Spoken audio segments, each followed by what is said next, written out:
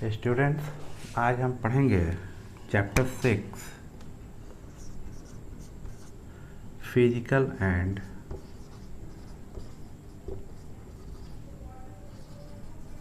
Chemical changes.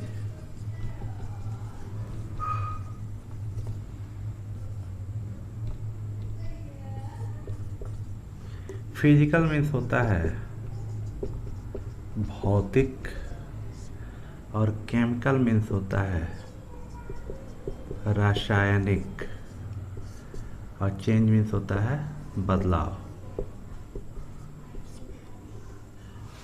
भौतिक का मतलब होता है जो ऊपर से दिखता है, रूप रंग आकार अवस्था, और रासायनिक होता है जो किसी क्रिया प्रतिक्रिया के स्वरूप प्राप्त होता है, यानी दो चीज़ें मिल के आपस में और रासायनिक क्रिया करती है, उसके बाद जो नया सब्सटेंस मिलता है उसे कहते हैं, मतलब वो रासायनिक होता है। शुद्ध रूप से रासायनिक क्रियाओं के तहत जो चीज़ें होती हैं वह रासायनिक बदलाव होता है, और रूप रंग आकार अवस्था में जो चेंज होता है वह भौतिक यानी फिजिकल चेंज होता है। हम अपने डेली लाइफ में बहुत सारे ये सब बदलाव देखते हैं, महसूस हम कम करते हैं क्योंकि उस पर हम ध्यान नहीं देते हैं। जैसे दो एग्जाम्पल, यदि ठंडा पानी पीने का मन किया, हम तुरंत फ्रिज ओपन करते हैं, आइस निकालते हैं, पानी में डालते हैं। आपने उसमें ध्यान नहीं दिया कि आइस जो है सॉलिड स्टेट में है, पानी में डालते ही मिक्स विथ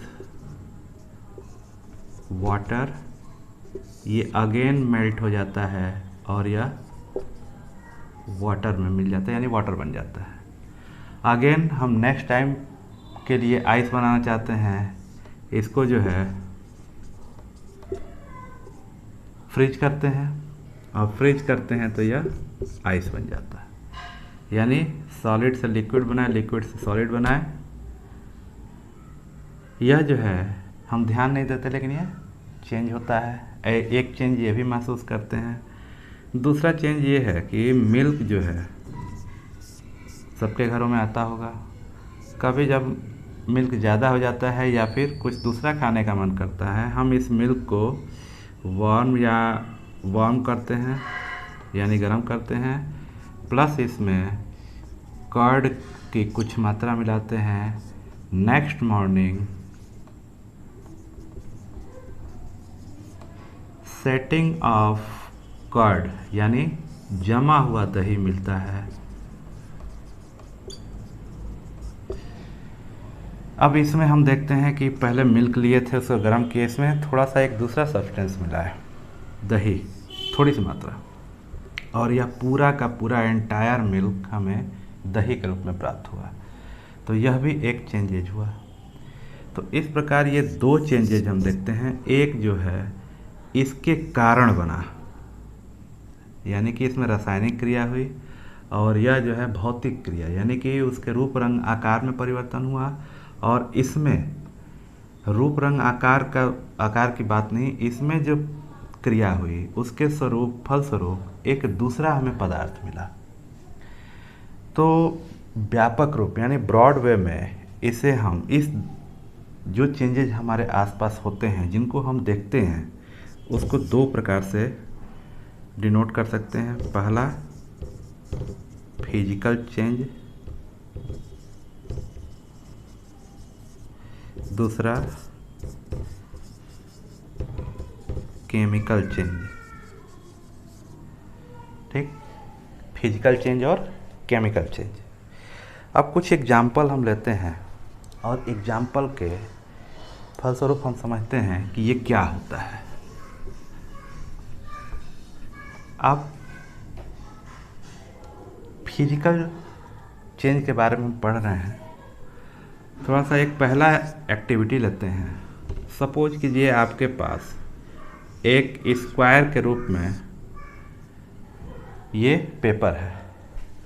अब स्क्वायर के रूप में जो पेपर है, तो स्क्वायर पेपर को जब हम लेते हैं तो इस स्क्वायर पेपर को हम चार छोटे छोटे स्क्वायर में काट देते हैं। अब इसको किसी मेज पर ऐसे टेबल पर रख के फिर चारों टुकड़ों को आपस में एक साथ चिपका के ऐसे रख देते हैं। तो यह जो है पुनः इस पेपर के जैसा दिखने लगेगा। इसमें हमारा क्या हुआ, इसके शेप में चेंजिंग हुई थी। सेकंड है, मान लीजिए आपके क्लास में ग्रीन बोर्ड है या ब्लैक बोर्ड है, उसमें चॉक से लिखा जाता है। चॉक, अब चॉक से लिखा जाता है, लिखने के दौरान इसके डस्ट जो है नीचे गिरते हैं। उस डस्ट को, चॉक डस्ट को कलेक्ट कीजिए और उसमें थोड़ा सा वाटर मिक्स करके उसे फिर से रोल कर दीजिए। रोल मतलब गोल गोल घुमा के उसे गोल शेप में ला दीजिए और फिर उसे कीप इन सनलाइट, सनलाइट में उसे रख दीजिए।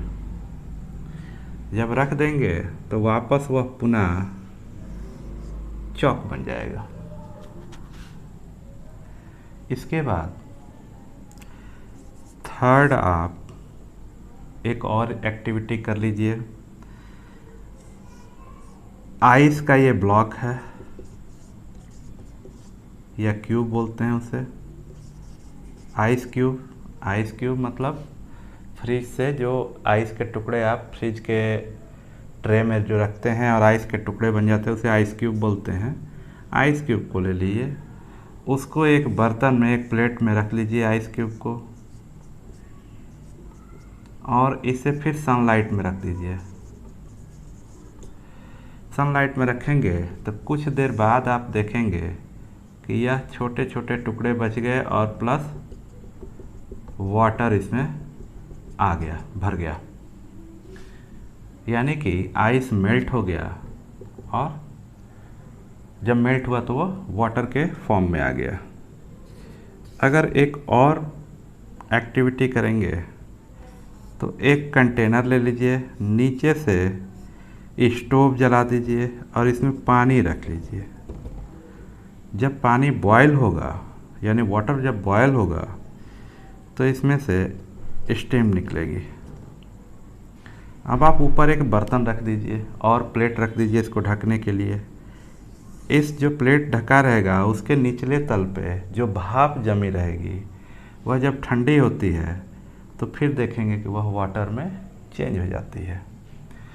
तो ये तमाम एक्टिविटीज़ जो हैं यह शो करती हैं कि कहीं किसी के शेप में चेंज हुआ, कहीं साइज में चेंज हुआ। जैसे यहाँ शेप में चेंज हुआ, यहाँ साइज में चेंज हुआ, यहाँ साइज में चेंज हुआ, और फिर साइज में चेंज होने के साथ साथ स्टेट में भी चेंज हुआ। स्टेट मतलब सॉलिड था, ये लिक्विड बनने लगा, यानी अवस्था परिवर्तन।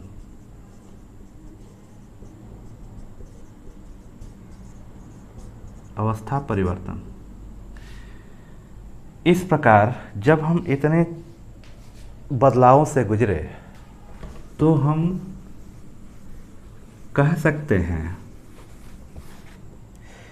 कि इसके फिजिकल प्रॉपर्टीज में चेंज हुआ। अब फिजिकल प्रॉपर्टीज क्या होती है?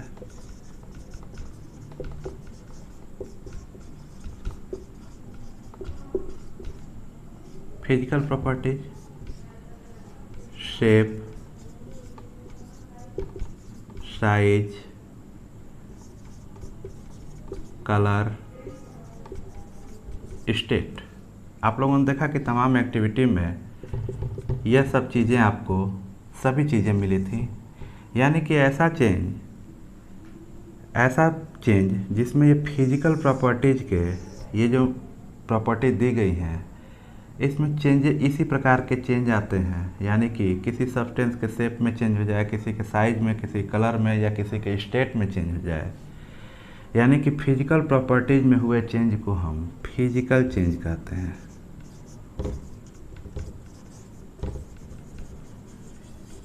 फिजिकल प्रॉपर्टीज में हुए चेंज को हम फिजिकल चेंज कहते हैं। जनरली यह जो है रिवर्सिबल होते हैं।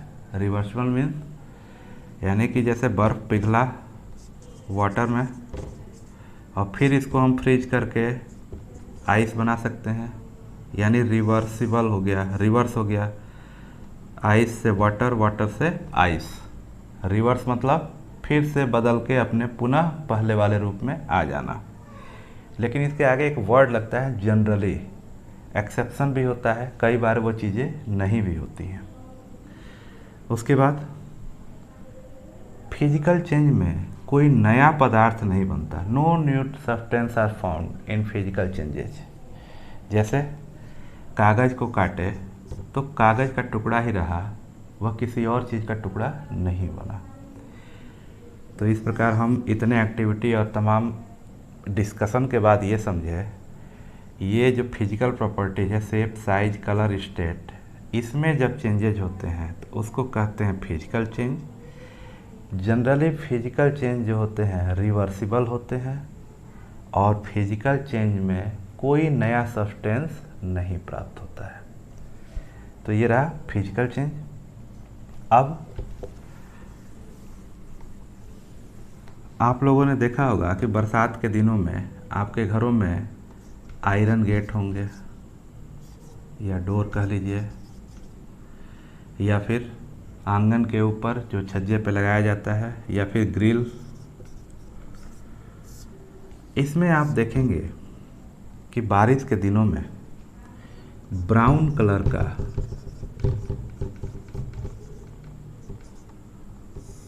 पैचेज ऊपर लग जाता है, जिसे हम रस्ट बोलते हैं।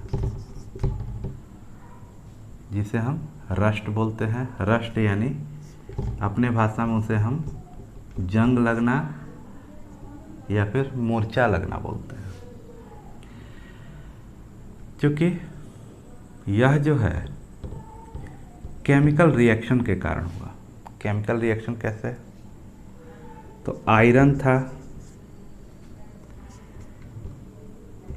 बारिश के दिनों में, यानी इसके लिए वाटर की ज़रूरत होती है। वाटर उस पर, जैसे कि ग्रिल पे या दरवाजे पे या कहीं भी किसी लोहे पे पानी गिरा, लगातार पानी गिर रहा है। इसके बाद ऑक्सीजन, यह जब तीनों मिला और तीनों मिलके आपस में जब रिएक्शन हुआ तो यह जो है आयरन ऑक्साइड बनाया, और वही जो होता है यह जिसको हम जंग कहते हैं या रस्ट कहते हैं। तो इसमें हम देख लिए कि यह जो था हमारा पहला सब्सटेंस था और इसमें दो ऐड हो गए किसी कारणवश।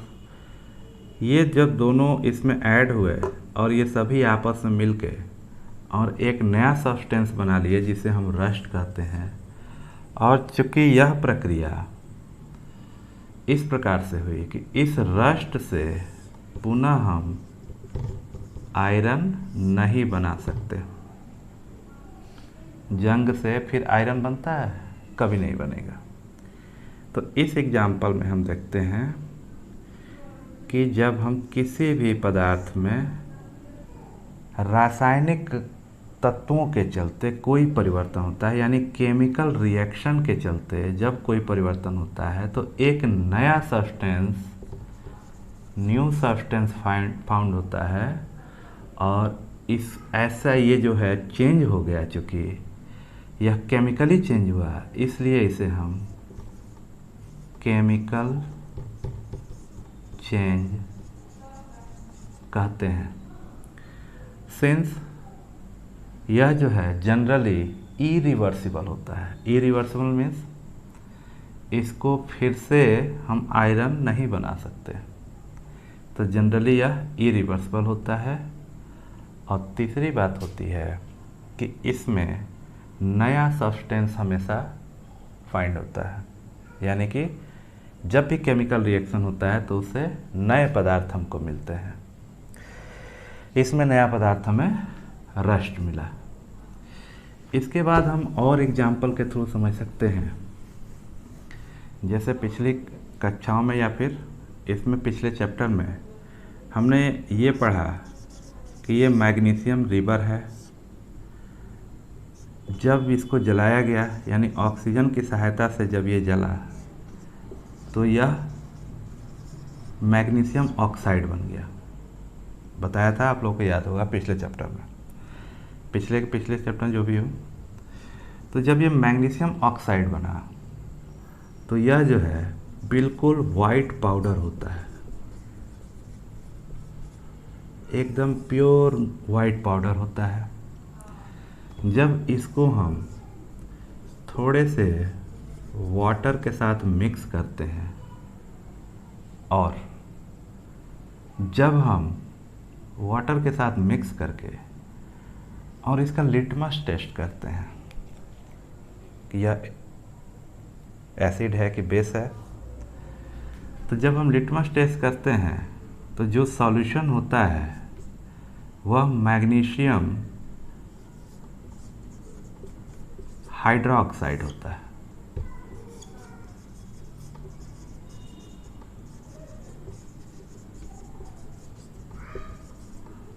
और यह मैग्नीशियम हाइड्रोक्साइड रेड लिटमस को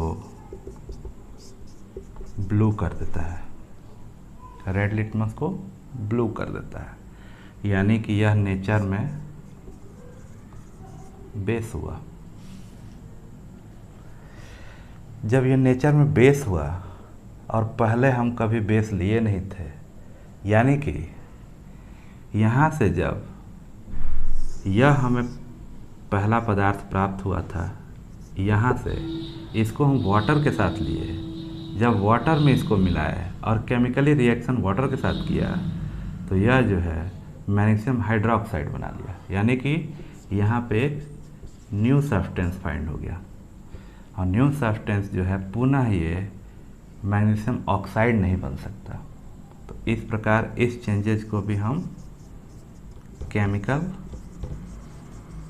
चेंज करेंगे। ये मैग्नीशियम की रिबन ऐसे एक स्ट्रिप होती है, रिबन मतलब फीता होता है, इसमें आता है। इसको जब हम जलाएंगे, क्योंकि जलाने में हमें ऑक्सीजन की ज़रूरत होती है, बिना ऑक्सीजन के कुछ नहीं जलेगा। जैसे इस वातावरण में ऑक्सीजन है तभी कोई चीज़ जल पाती है, अगर यहाँ से ऑक्सीजन हटा दिया जाए तो कोई चीज़ नहीं जलेगी। तो ये पूरा प्रक्रिया आप लोग समझ गए होंगे।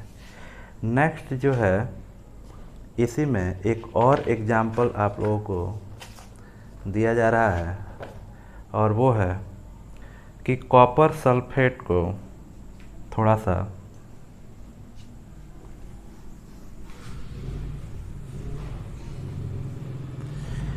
सा कॉपर सल्फेट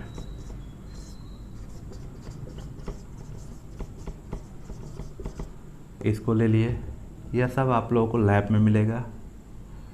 प्लस इसको जब टेस्ट ट्यूब में लेके डाइल्यूट का मतलब होता है कम गाढ़ा, सल्फ्यूरिक एसिड मिला दिए। जब हम इसको मिलाए तो उस टेस्ट ट्यूब में या बीकर में किसी भी चीज़ में मिलाए तो इसका कलर जो है, यह जब इसको मिलाए तो इसका कलर हमें ग्रीन मिला, सॉरी ब्लू।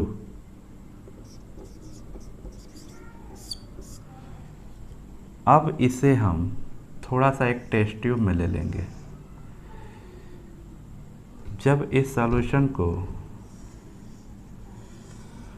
टेस्ट ट्यूब में थोड़ा सा ले लिए तो यह ग्रीन सॉल्यूशन था, सॉरी ब्लू सॉल्यूशन था।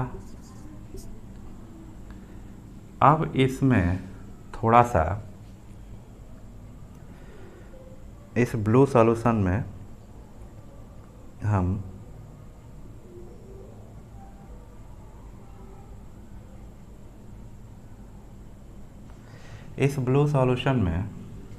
थोड़ा सा एक यूज किया हुआ शेविंग ब्लेड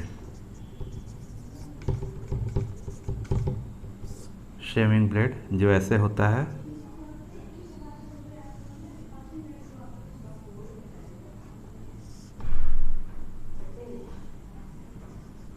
शेविंग ब्लेड इसमें डाल दिए।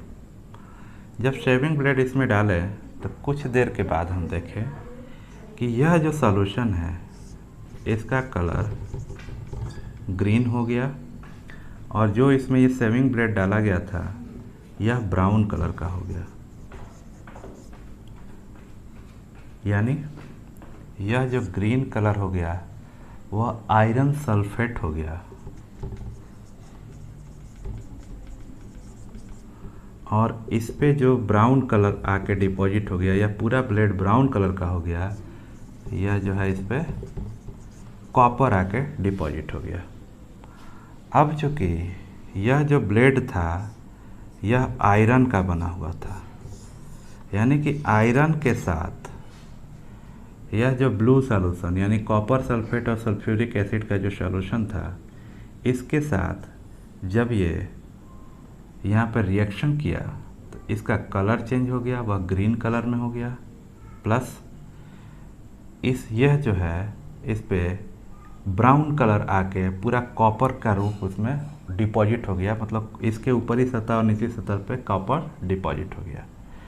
तो यहाँ पे हम देख रहे हैं कि इसका कलर चेंज हो गया, प्लस आयरन इस पे आ गया, यानी कि यह अपने पहले के स्टेट को चेंज कर दिया, एक नया सब्सटेंस इसमें आयरन सल्फेट प्राप्त हो गया। तो इस प्रकार यह एक केमिकल चेंज है। नेक्स्ट एग्जाम्पल हम लेते हैं, जैसे मान लीजिए यह एक बीकर, इसमें से एक पाइप निकाले और दूसरे में ले जाके इसको ऐसे मिलाए इस पाइप को। यह जो है एयर टाइट ये भी है, एयर टाइट ये भी है। एयर टाइट कहने का मतलब कि अगल बगल से कोई चीज़ अंदर नहीं जाती है, सिर्फ यहाँ से जो चीज़ होगी वही नीचे जाएगी। अब इसमें हम क्या करते हैं कि थोड़ा सा इसमें सिरका यानी विनेगर, सिरका जो हम लोग यूज करते हैं उसी को विनेगर कहते हैं, और भी कई रूपों में आता है, plus baking soda. Baking soda यानी कि जो खाने वाला सोडा होता है उसको बेकिंग सोडा बोलते हैं। इसमें ये मिलाते हैं और मिलाते हैं तो इसका कलर चेंज हो जाता है। एनीवे कलर से छोड़िए, इसमें से कार्बन डाइऑक्साइड गैस निकलती है। इस वाले टेस्ट ट्यूब में हम लाइम वाटर रखते हैं।